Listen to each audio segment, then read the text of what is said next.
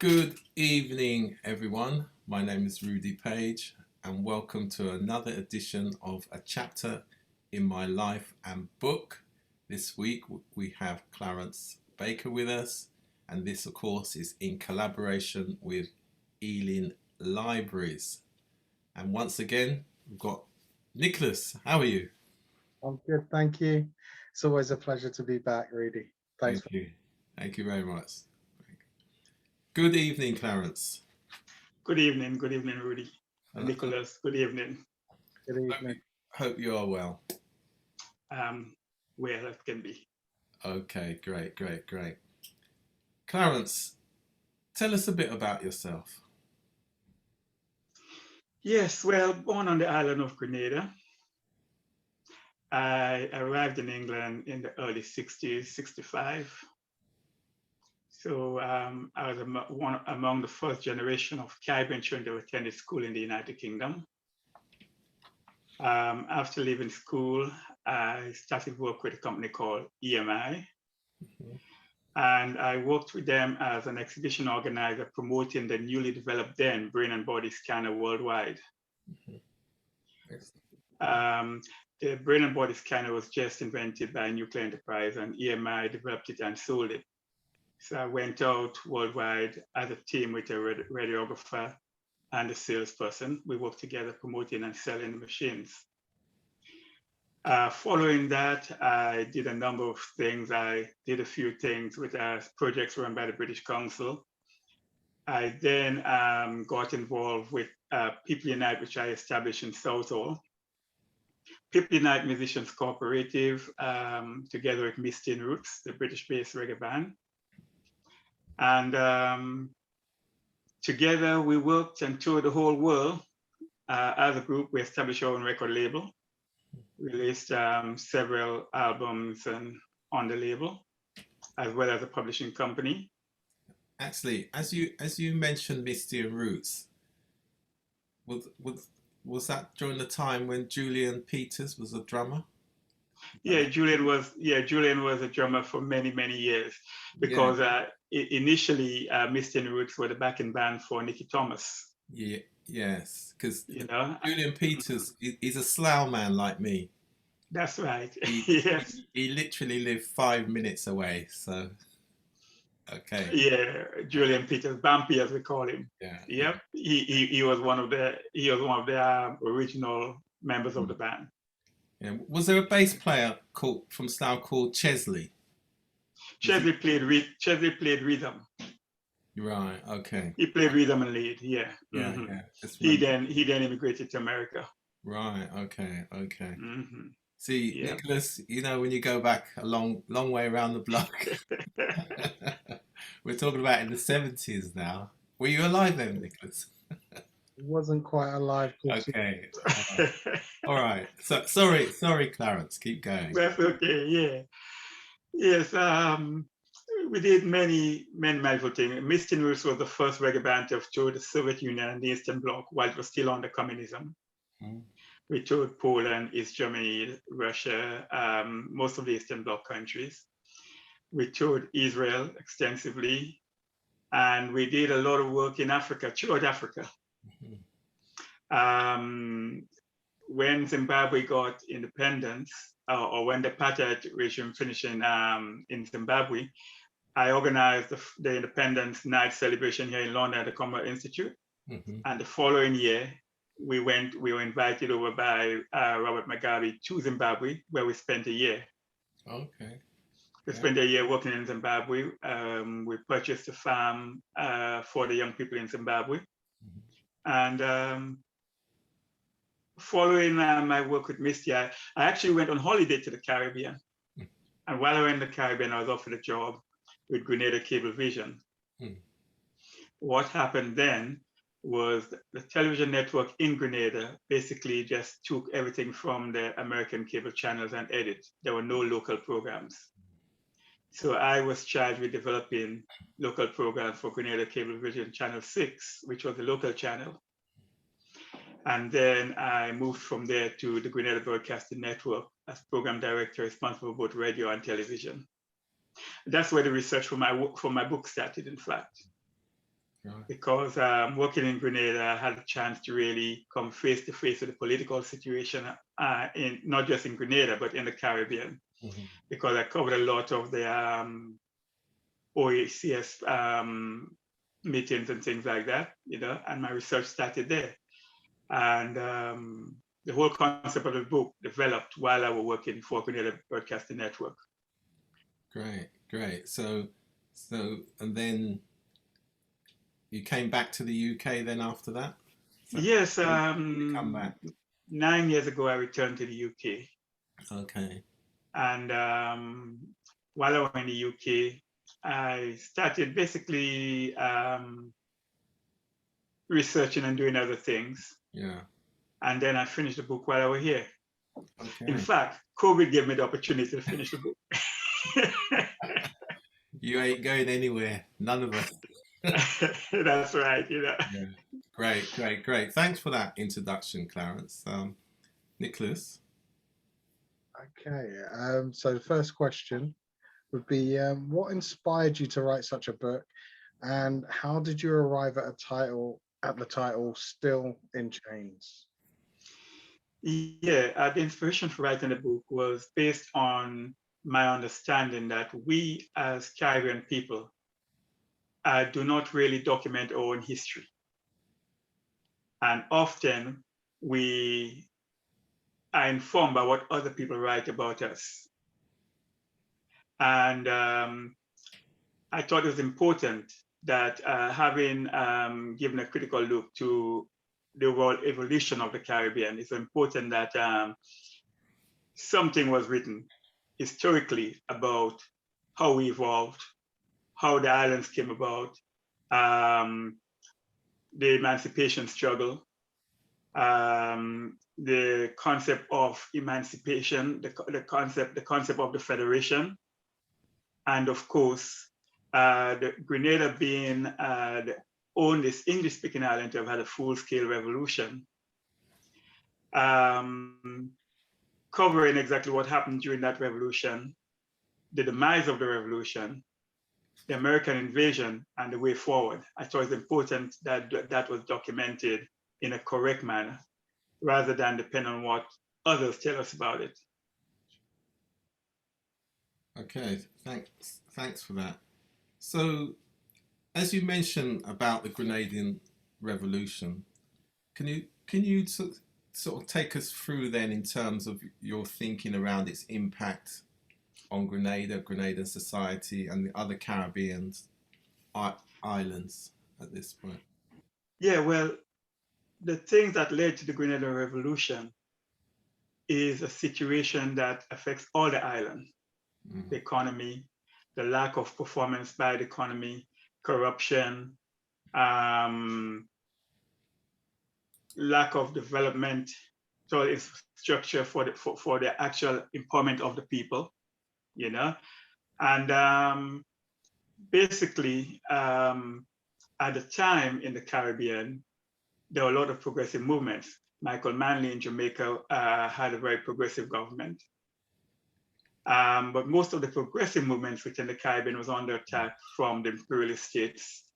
And of course, what happened with the Grenada Revolution, it happened at a critical time when the two superpowers, the United States and the Soviet Union, were playing out their political strategies throughout the world.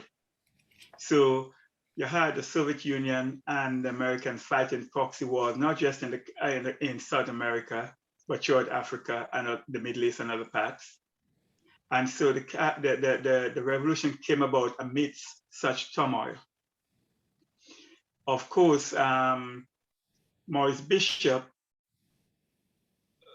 were really a socialist, but not a communist, if you understand what I mean. Yeah, that's going to be a very subtle for many of us. Talk about the resilience of Grenadian people. I think we're particularly interested in the culture. What did the people do, and how in the end have the Grenadian people transformed themselves? Because there's a lot of high achieving Grenadians, particularly here in the UK, two generations later. Yes, well, when you understand that Grenada has always had a very high level of the educational standard in Grenada has always been high. However, when the revolution came about, there was still a high percentage of adult illiteracy.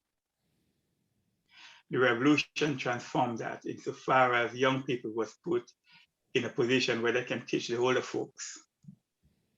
And so the revolution eliminated literacy among the elder generations.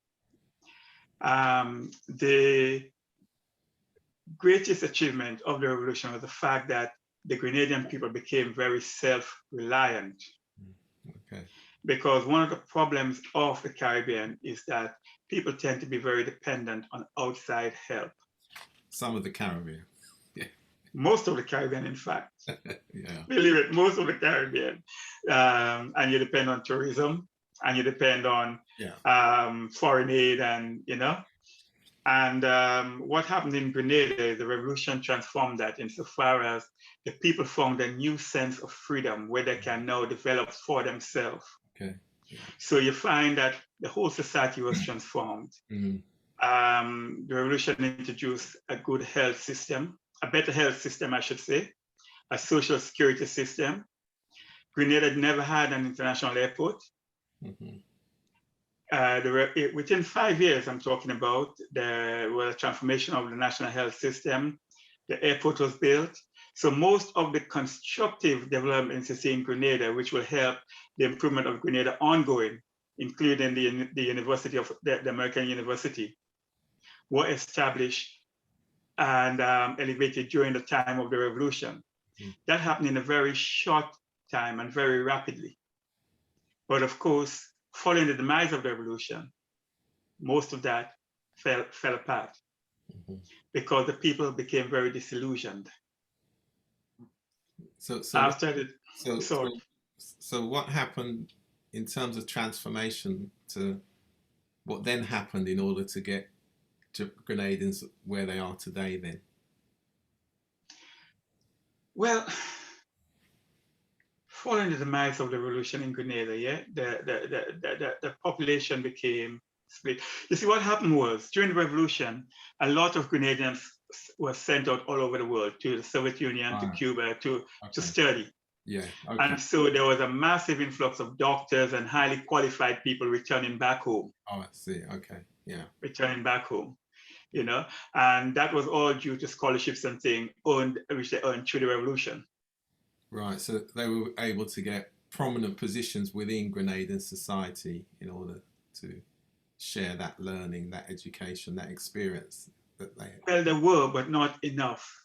Yeah. Because what you must understand that following the demise of the revolution in Grenada, we had a period where the interim government was basically administered by America. Right. And during that time, many educated people left the island and never returned. Okay. And never returned, But for a year following American intervention, the government was basically a rubber stamp for American policies. So what about in terms of cultural development? Because I remember in the 70s, mid-70s onwards, Grenadian, Freudian slip there, Grenadian music was quite powerful, quite popular, if I remember rightly.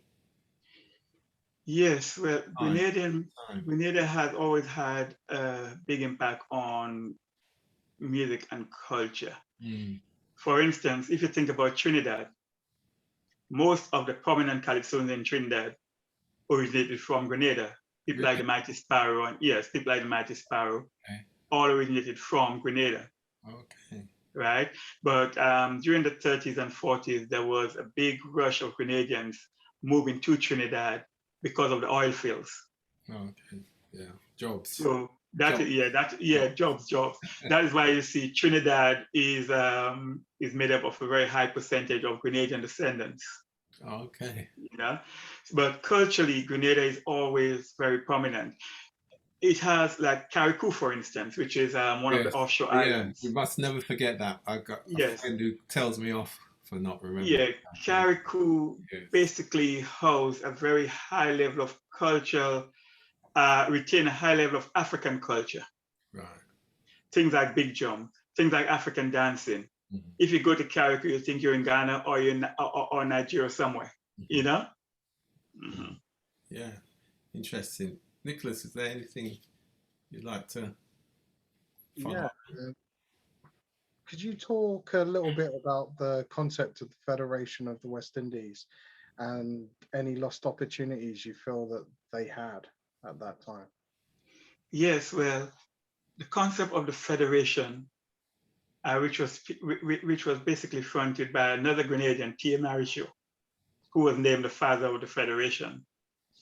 That, to me, should have been the way forward for independence in the Caribbean, because the progress of any people is dependent upon a market, the level, the size of the market. Now, the Federation would have given the English-speaking Caribbean a basic market structure, internal market structure from which it could build.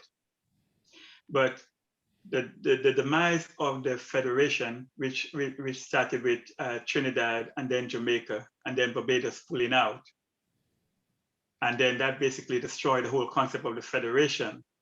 That basically then led all the islands going independently, going for independence independently. And individually, we haven't got much numbers. Yeah. Grenada, for instance, have 100,000 people. St. Lucia, probably 150,000. You know, so we haven't got a lot of people.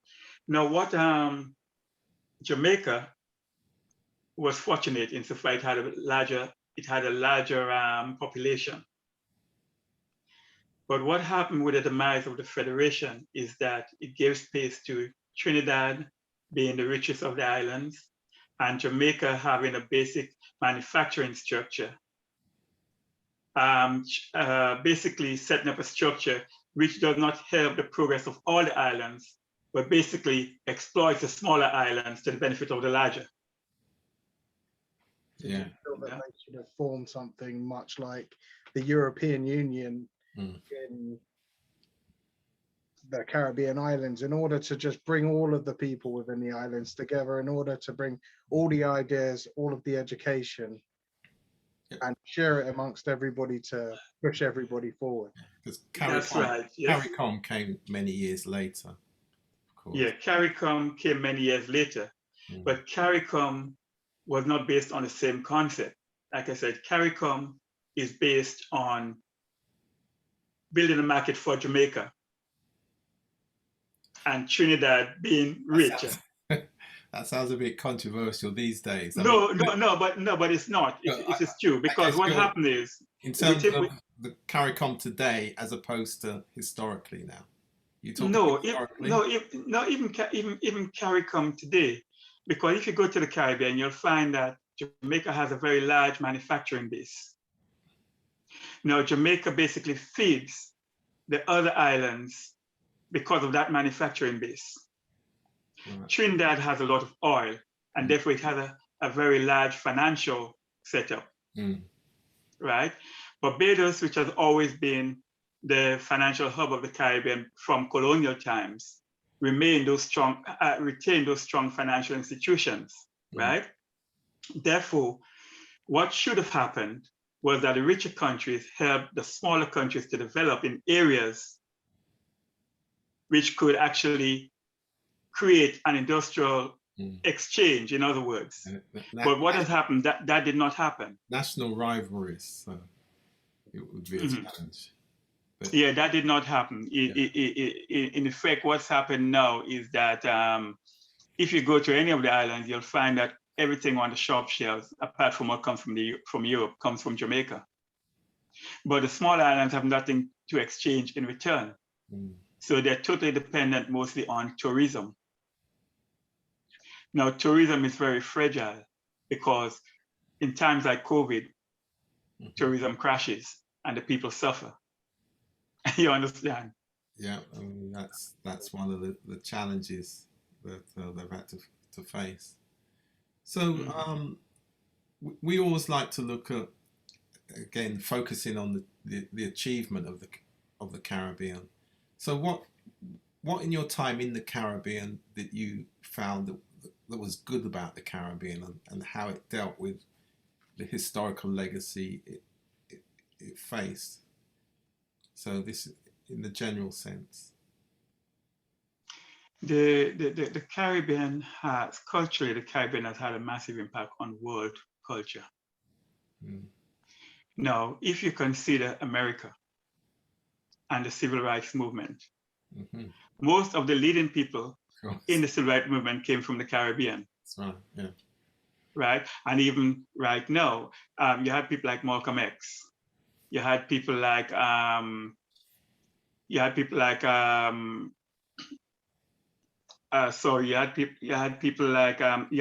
like Farrakhan, who have Grenadian who of Grenadian descendants. Mm. You know, so you find that a lot of the strong forces of the American civil rights came from within the Caribbean, and there's a reason for that, because you see, in the Caribbean, we were left alone basically to develop our own way of life.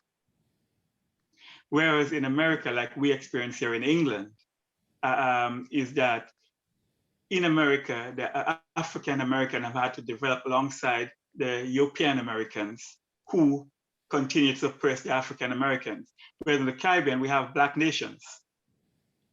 So we have become a lot more independent in our attitude, in our, you understand?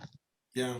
I mean, also we have to think about the Caribbean intellectuals and their impact on Africa, Ghana, and particularly I'm thinking of Yes.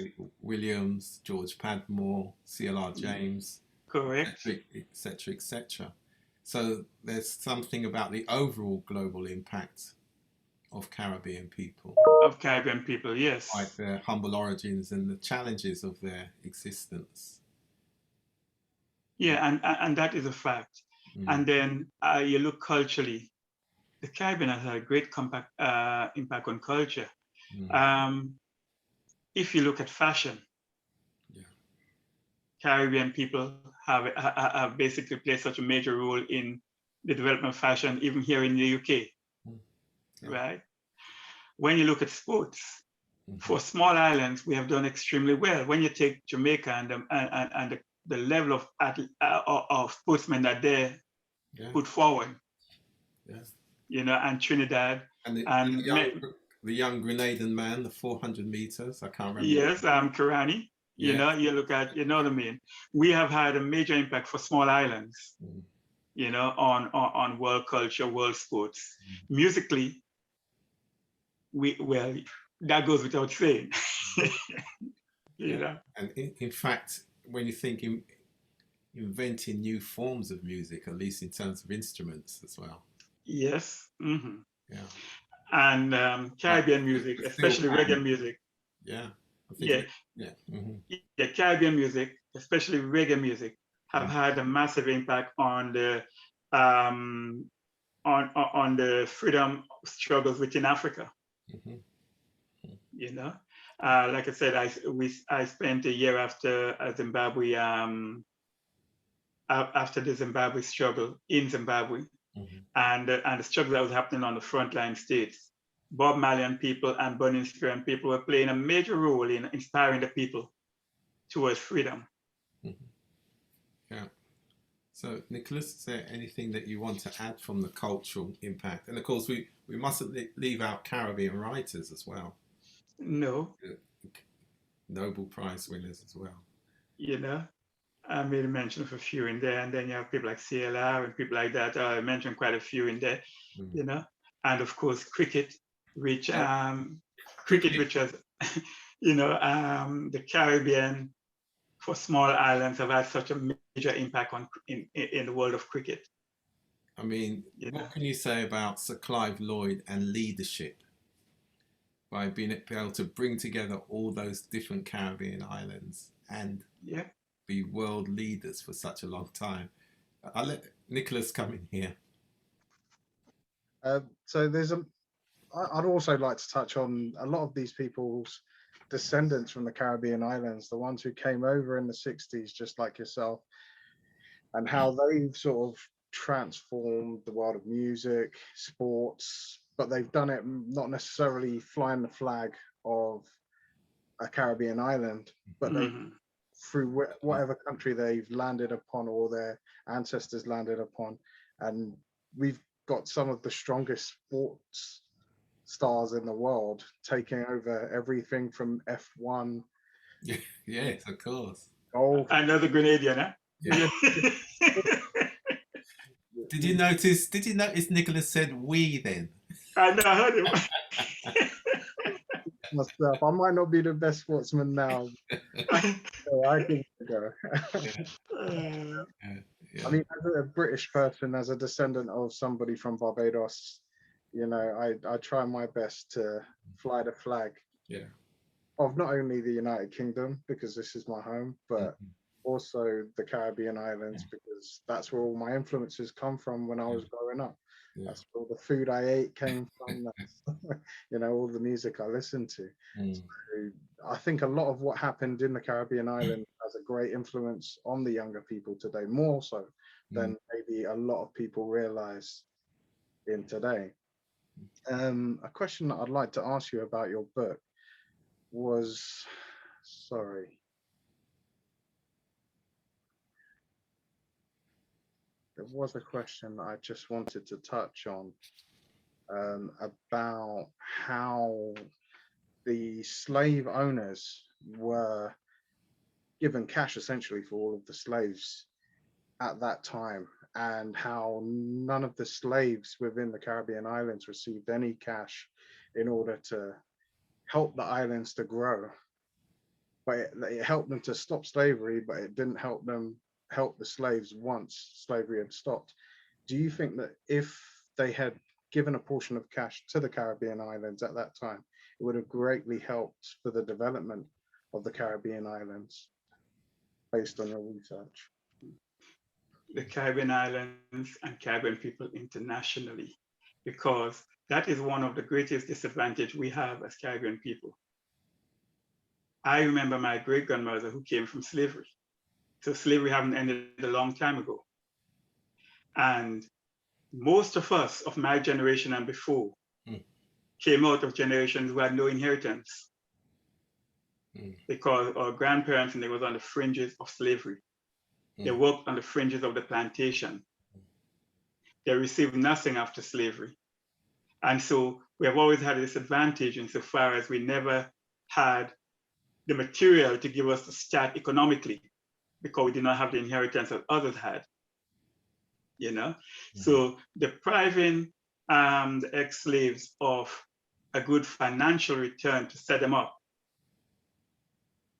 has caused devastating effect on generations, and we're still feeling that impact, because it's only probably people from my generation, our generations, who would now be able to have a little inheritance for our children, you know? And our people struggled, but amidst all the struggle, we have grown stronger, and we have achieved quite a lot, you know, coming from a totally disadvantaged background, you know? The sad factor is, though, there are many young people now, and that's why it was so important I write this book. There's so many young people now out there who do not appreciate the struggles that our parents had to go through, where they have come from, and they're enjoying the freedom which they now enjoy, taking it for granted and doing lots of nonsense. But you raised a good point there, and there are other aspects where young people are searching, because you've heard the term belonging. Some people feel, even, or young people, and some even adults now, particularly post-COVID, looking around and saying, well, where do I belong? And that's can be quite a challenging psychological journey as well for people. So that's definitely something, and that of course impacts on mental wellness as well, of course. Yeah, and again, that is one disadvantage of the Caribbean islands getting independence individually rather than as a federation, because I had to come to England to really learn to really see myself as a West Indian man, a Caribbean man. Before that, I was just a Grenadian. Yeah. In England, I learned to be a Caribbean man. You understand? Of course. You know? And that's such a good point, because Yeah, many of our parents' generation, even in their individual Caribbean islands, they didn't even move around that much that's right. because of they didn't have the means. And why would they be moving around on their own island, let alone anywhere else, you know? So yeah. That is absolutely correct. And we spoke about cricket. Yeah. Isn't it ironic that cricket, which is a bastion of colonialism, has been the central focus that has held the Caribbean together? Yeah. Right? We're all individually Caribbean, Trinidadians, Jamaicans, Barbadians, but when it comes to cricket, we're all West Indians. Yeah, I mean, and that's why Sir Clive Lloyd's leadership skills, to this day, I've still yet to see or read a real analysis. How did he do it? How did that group stick together despite the national rivalries, the different cultures, and all the pressures? Well, you speak of Clive Lloyd. Amazing. You speak of Clive Lloyd, but you see, everything starts somewhere, right? Absolutely. And before Clive Lloyd, there was Sir Frank, and there were Gary Sobers, of course. And they had a much harder time in holding it together. Yes. Clive Lloyd inherited the mantle from them. Okay. There's always a foundation to everything, isn't That's there? right, yes. That's a really good point, Clarence. Excellent point. There's always a foundation. Yeah. You know, and with all that, it is so important that we document those things so that our young people can have pride in who they are and where they're coming from. Absolutely. And what establishes us as a people, you know. But you see, for me, I'm a Pan-Africanist also, Yeah. Because as I make reference in the book, I basically totally believe that a man must know his foundation and his beginnings to really grow in the world. And one of the things about the Caribbean is, if you look at a Chinaman in the Caribbean, it'll tell you he's a Chinaman. And I don't want to get in here. Yeah. You look at the Indian man, he'll tell you he's an Indian man. But when you look at the African man, he do not want to know about Africa. A lot, not all, but some, you know? But I guess, as you say that, if we think of now, we're in the International Decade for People of African Descent. A couple of weeks ago, you had the big accord between Africa and CARICOM. Mm. So there has been progression.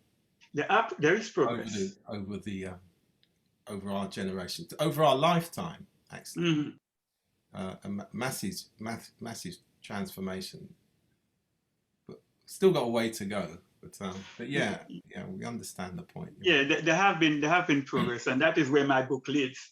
You get to the end of my book, that's where it leads, because you see, it is the impact of colonialism again that has kept us divided, not just as Caribbean people from African people, but African people from African people. Mm. You know, and as Africa grows and get closer together, so too the diaspora will identify with Africa. Yeah, because it's recognized as the sixth region anyway, isn't it? Outside. That's right. Yes.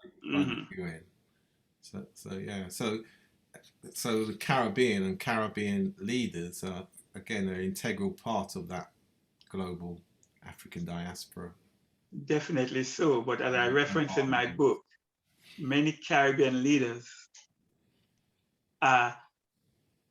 they boast education. They boast to have gone to the best schools, but they're foolish in thinking because they do not correctly use the education to the benefit of the people. Yeah. Well, that's the challenge with politicians, but we won't go there. No, we wouldn't. No. Right. Talking about young people, I'm glad Brother Dean is on here he's Jamaican based in Connecticut. So Dean has done great work as it relates to young people. So Dean, what's your perspective on some of the things that Clarence has been talking about from his book, Still in Chains? I must, first of all, thank you for having me on your forum. And each time it's always another level of learning. And, you always have some guest that is like a teacher to me. Despite I celebrated my 60th birthday this year, I still consider myself always a young person. You're a young man. You're young. He's still a young man. And I must commend you, Mr. Barker, for the wonderful work that you're doing. And, it gives me great pleasure for, some of those great men that you call. On one occasion, I was asked to make trophies for some of those cricketers, Brian Lara. I used to do furniture work in Jamaica. And can you imagine, I am a part of making award make like 60 part of the trophy for Brian Lara. They had an event in Jamaica. And my last big thing that I have achieved is making the base for Usain Bolt. Okay. It's given me great pleasure. I don't talk much about it, but the lady Kay Sullivan, when I told her, she said, "No, man, it's an honor. It's a great achievement for you to make something for the world fastest man." And I've been an international scout leader. As you see me, this picture is from 1986 at the Jamaican embassy with the Jamaican ambassador, the former Jamaican ambassador. And as you said, when it comes to Caribbean people, where I teach young people, and I teach and when it comes to Caribbean people, there's no boundary of prejudice that we don't go. If there's a sign saying no black is allowed, that's where the Jamaican is gonna have lunch, because we know that we are, looking here now, when they come here, we say, boy, what part of Jamaica you're from? We don't consider people from any other part of the world, any other Caribbean. We are the leading person that break down barriers. I have been on camp, and a guy, he was an American black. He's scared.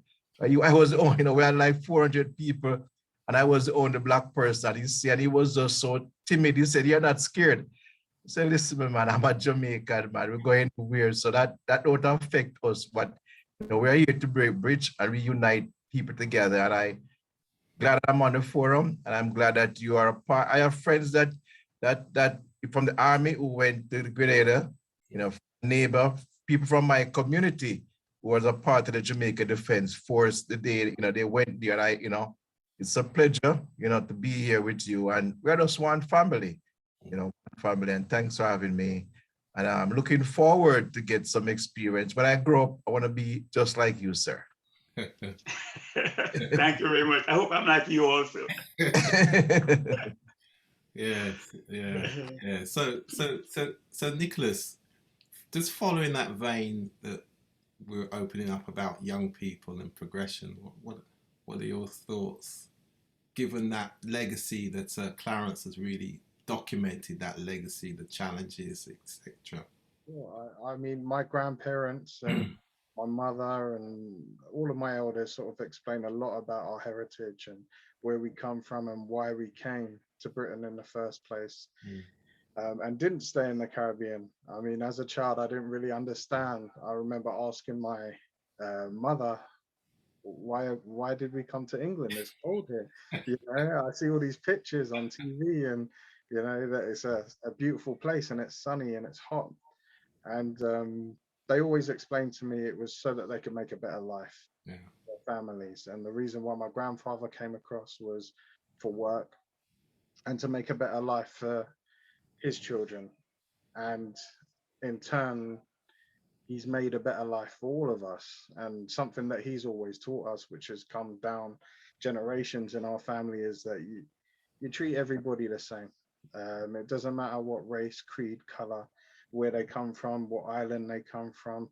Everybody should be treated the same and should be brought up and led forward together.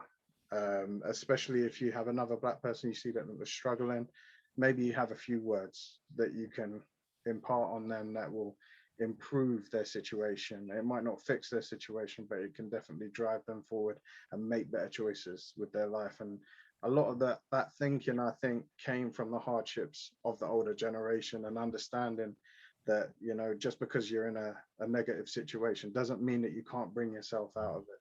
And I think that as Caribbean people, we're definitely stronger together. We need to work harder to be together and work and support each other.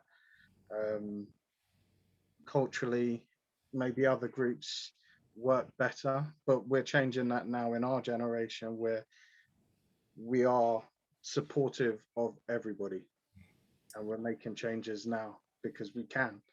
Before, we never had the opportunities, and my grandfather and those before him didn't have the opportunities that we have now. So I'm very glad to get the education that I got over my lifetime, and it's all of the basis of the work that you guys did previous to me being a twinkle in my mum's eye. You know, so I'm incredibly grateful for the hard work that you guys put in to make sure that what happened wasn't forgotten, and that we move on from that and we never return to that way of thinking, or allow the world to return to that way of thinking again. So thanks for that, Nicholas. Right, Clarence, just before we come to the end of this dialogue, can you what's the message of hope from your book that you can leave us with, and then of course tell us where we can get the book? Yes, well, the message of hope basically is that as Caribbean people, we can achieve whatever we want to achieve, and whatever we put our mind to, we can achieve it. But we must first understand and have pride in ourselves as a people. All right. We have to also acknowledge that we are not individual islanders, but we have an area which we have inherited. Yes. Great. Right? Great. Through the blood and sweat of our ancestors, we inherited those islands. Yes. And we must protect it, we must develop it, and we must think of future generations. Absolutely. Because that's one of the problems in the Caribbean. Let me tell you, the Caribbean has got a very high level of literacy. Let me give you an example. In Grenada, the majority of young people leave school with 8, 9, 10 certificates. But when they leave school, there's no jobs. So bad it is. And remember, when you get a GC certificate in the Caribbean, it's equivalent to what you get in England. So much so that Kentucky, who sells chicken, can ask for 3, 4 certificates before you get a job selling chicken over the counter. Yeah. You understand what I'm saying? So it is important that we create situations, opportunities for our young people. And that can only be achieved by a unified concept of the Caribbean, where people have freedom to move among the Caribbean and help the Caribbean as a region to develop. Great. You know? Great message.